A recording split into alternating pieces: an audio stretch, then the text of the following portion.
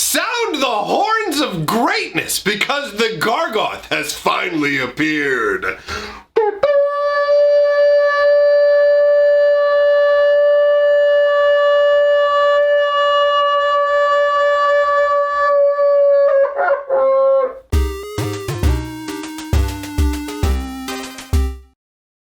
Greetings, owners of fine luxury cardboard rectangles. It is no secret that I am a massive fan of mono green cards, all right? Mono green creatures, enchantments, whatever it is. I love me some mono green. So we have a big, fat, beefy, delicious, gorgeous, lovely green spoiler card to talk about today. Now, sometimes what I do in a spoiler video is I'll show you the card originally, and then we'll kind of like break down the past. And sometimes I start from the past and move forwards. That's how we're going to do it today, to make you understand the genesis, the creation, the path we have all walked to get here, to understand the struggles. What I'm going to do is the equivalent of like, I had to walk backwards up a hill of glass when I went to school, kids, that kind of thing, right? So we're going to start out by looking at the green Bringer of the Dawn. Okay, you don't know this? It's Bringer of the Green Dawn. It is 2 green and 9 mana. 9 mana, all right? So this is from the original Mirrodin block days. Remember that as well, because the Mirrodin block was known for being overpowered. So in the time of overpowered, this was considered acceptable. And I'll be real, honestly, I mean, I really like the Bringer of the Green Dawn. Part of that is because I play him in my cube. So you pay 9 mana for a 5/5. He's got trample, but you can pay 1 of each color rather than pay Bringer of the Green Dawn's mana cost. And also, since we're talking about this, take a look at the text box. You'll notice that the mana symbols are all blacked out. You know what I mean? They're like black and white. They are not colored. So this was a thing that they did for a brief period in time of Magic, where they only had colored mana symbols in the casting line of the card, like the title line, whatever you want to call it, and they didn't in the text box, which felt weird. It took away a little bit of the life and vitality of the text boxes. So I'm glad to see that was a short-lived concept. But anyways, that 5 casting alternate concept, there's a bringer for each color. They can all be cast by spending a white, blue, green, red, and black. And they are all like decent creatures. You know what I mean? When you get to play them for 5, they're a 5/5 trampler with an upside. This one's upside, at the beginning of your upkeep, you may put a 3/3 green beast creature token into play. So at the beginning of each of your turns, you get a big, fat 3/3 beast. And I've always loved that about this card. It was just like, check me out, I'm a value engine. Every turn, I'll just crank out a beefy creature. Instead of making little 1/1 saplings or any of that nonsense, Bringer of the Green Dawn says, no, let's do this right. And the Bringers were such weird creatures. Look at, like, their creature type is Bringer. You look at the artwork, and it's this weird crystalline rhino with glowing red eyes. Like, most of the beings, almost all the beings on Mirrodin are made up of metal or have metal incorporated into their body, but these are pure crystalline beings. Very, very funky. Maybe we'll do a video full on the Bringers and what they are at another point. But either way, this exists to show you that to get, as a mono green player, to get a 3/3 beast every turn, you would have to pay 9 mana. Remember, this is walking up the hill backwards, okay? Walking up the hill backwards through snow and glass and everything to get to your school that's a billion miles away. So that was the originator in terms of thinking of like 3/3 beasts for me, something that generates those on the regular. Now, the next card we're going to talk about, because the spoiler is going to be kind of an amalgamation of these different concepts. The next one we're going to talk about is Tusk. And Tusk also creates a 3/3 green beast creature token. Surprise, surprise. It's almost like there's a theme to this video. So 1 green and 4 nets you a 5/3. So first of all, now we're looking at 5 mana for a creature that's as strong as the Bringer. Now, yes, it doesn't have as much toughness, it doesn't have trample, but either way, it's just a green and 4. You get a 5/3. When it enters the battlefield, you gain 5 life. And when it leaves the battlefield, you get a 3/3 green beast creature token. And that's pretty crazy because it doesn't matter if it's exiled. Like that's not a graveyard trigger. That's literally a leave the battlefield for any reason. Do they bounce it back to your hand? Great, I get a beast. Do they exile it? Great, I get a beast. Do they destroy it with a black destruction spell? Great, I get a beast. So this thing can also generate multiple beasts depending on the circumstances. But either way, you will see when we get to the spoiler how this all ties together. This is clearly a massive, massive step upwards in most ways from the Bringer the Green Dawn. Yes, the Bringer the Green Dawn does have the repeatable beast tokens, whereas the Thragtusk getting repeat tokens out of it is going to be difficult. But the Thragtusk gives you 5 life right when it shows up. So if you're at 20 life, it just cranks your life up by 25%. That's nutty, right? And obviously that percentage gets higher if your life is lower, because that, surprise, surprise, that's how math works. Talking about math, what is this? What is this, Rudy's channel? Oh no, wait, I'm poor. Never mind. Sad man investments here to tell you, maybe you should buy 1 copy of Thragtusk as a nice investment for your kids. Anyways, let's continue onwards. The flavor text says, always carry 2 spears. And that is from, what's his name here? Mokgar, Colonian Hunter. All right, that sounds pretty cool, man. The Colonians have some gigantic beasts, right? So the idea of always carry 2 spears makes perfect sense. The Thragtusk always travels in like a pack of 2. And you can see that in the artwork. You can see this big, like, he's got like a bison kind of body with that like kind of a bull's head. You know what I mean? It looks like a combination between a bison and a bull. It definitely feels very, very beast-like. But I really enjoy the way that the artwork shows the second Thragtusk in the back. Like he's running up, but he's not there. And that represents, oh, did you lose your Thragtusk? Well, here's your 3/3 token. Like Thragtusk, it just feels so good in terms of value, right? And that was the second step on this journey. The third step on this journey is Primeval Bounty. And this actually just came, like Thragtusk was in M13 and Primeval Bounty was in M14.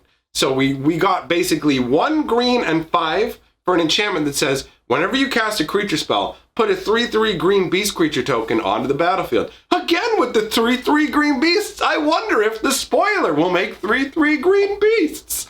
Whenever you cast a non-creature spell, put 3 +1/+1 counters on target creature you control, and whenever a land enters the battlefield under your control, you gain 3 life. This is a fantastic feeling card, representing the concept of nature's bounty, but primeval nature's bounty. So the bounty of untouched nature that hasn't been despoiled by man going in and mucking it all up. So you have 3 different ways to benefit from this. Every time you cast a creature spell, you get a 3/3 beast add-on, which feels similar to the Thragtusk in that regard, right? Whenever you're doing something that doesn't relate to a creature, so a non-creature spell, you automatically get to beef one of your creatures up with 3 +1/+1 counters, which feels incredibly green. And whenever a land comes out, you gain 3 life, which is you reaping the bounty of these new lands. So you have the token making and the life gain that's tied in with the Thragtusk. And honestly, I mean, Primeval Bounty isn't like it's not like it's strictly better than Thragtusk, right? Because Thragtusk is great. The thing about Primeval Bounty is it doesn't do anything on its own. It sets you up for a ton of value, but on its own, it does nothing. You have to put it out and then cast other spells to gain any kind of benefit, whereas the Thragtusk is immediately on the board. It's something your opponent has to deal with, and even when they deal with it, there is another threat that lays after it, where basically it's like, you took care of me? Well, great. Take care of my little son, little Thragtusk Jr. Thrag Jr. I don't even know where I was going with that. Either way, the idea is that this card here, Primeval Bounty, represents the bounty of nature. The artwork reflects a very untouched looking sort of deep forest vibe where you see there aren't there aren't really any signs of man at all. There are these gigantic trees. Everything is overgrown with a variety of nature. There's some flowers sprouting up. You can see a number of wild animals. There's like stag and deer kind of frolicking around in the unconcerned kind of way they would be doing when there's no people around. So overall, the flavor of Primeval Bounty is fantastic. Again, it is something where you pay 6 mana and don't get any kind of immediate benefit, but over long term, it's going to, this card will win you it'll win you the game if the game is going on, right? Like it's highly likely that that's going to lead to a victory, just because the sheer amount of advantage that it's going to generate for you is over the long run going to lead to your opponent getting kind of like swarmed under.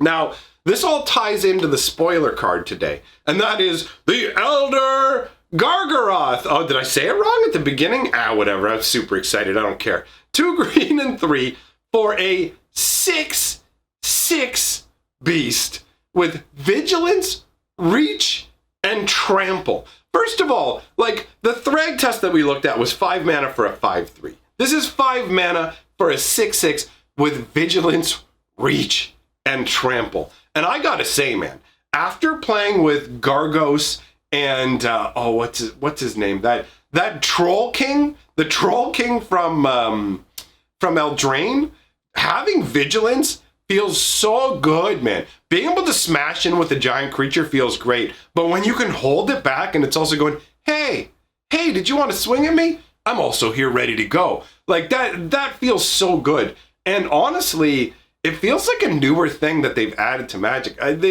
They've shifted the color pie somewhat, and it's not like green wasn't allowed to have vigilance, but we didn't see green having vigilance on big creatures very often, and it feels like something they've ramped up recently, and I love it. It really feels great. So on top of just an amazing, like, I'm gonna be real. I play a 250 card mono green deck. I would put this in my deck in a heartbeat for just 5 mana with a 6/6 vigilance, reach, trample. Like, that's enough for me to be like, yes, please. And you can easily make that a rare. Does it feel mythic at that level? No, but it does feel rare. Now, when you add in the rest of the card, it totally becomes, it totally feels mythic. This card can create a 3/3 green beast creature token. It can give you 3 life, or it can draw you a card. And how do you get to do that? Oh, you get that every time you attack with it. You get to choose, you literally, every single time you swing with this card, you get to either make another creature, gain 3 life, or draw a card. And it's got vigilance. It doesn't even tap to attack. And then on top of that, on top of doing that when it attacks, you also do it when it blocks, and it's got reach so it can block flyers. This thing, I feel like I'm in a fever dream. This card is so awesome. It's everything. I feel like I'm in the Backstreet Boys, and I want to sing like you're all I ever wanted to this card, because oh my lord, it's so good. It's so good. The artwork is not too shabby.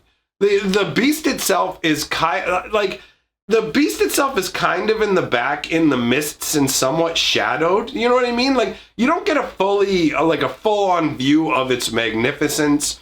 I do like the nature setting around it, where you can see it's towering enough to be there with the trees, and it doesn't have like a disruptive presence to nature. And the reason that I say that is you can see that there are these birds just sitting over on a branch unconcerned. You know what I mean? They'll use that as a moment in movies and stuff like that. Like, birds will get startled and fly away when there's something threatening to them in the area. But the Gargaroth is in harmony with nature, I guess, is what they're trying to go along with here.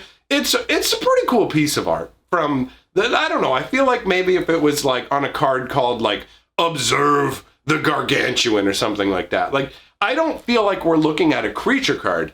I feel like we're looking at a sorcery spell that deals with giant creatures. Now, obviously, that's a very, very minor nitpick. I absolutely worship at the altar of the Gargaroth. I might just get my name changed to Elder Garga Roth. We're going to change the channel name. We're going to be all about this. Of course, who knows, man? Then another set could come along and I'll find a new love. And then Garga Roth will maybe be my side chick.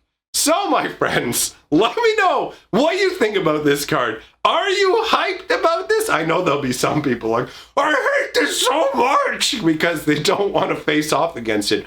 But bad news, I'm bringing this baby downtown and I'm gonna stick him right in your face. So, if you like what I'm doing here, I do have a Patreon and my channel is fan funded. So if you want to help out, that's a great way to do so. Thanks for coming by, everybody, and I will see you all very soon.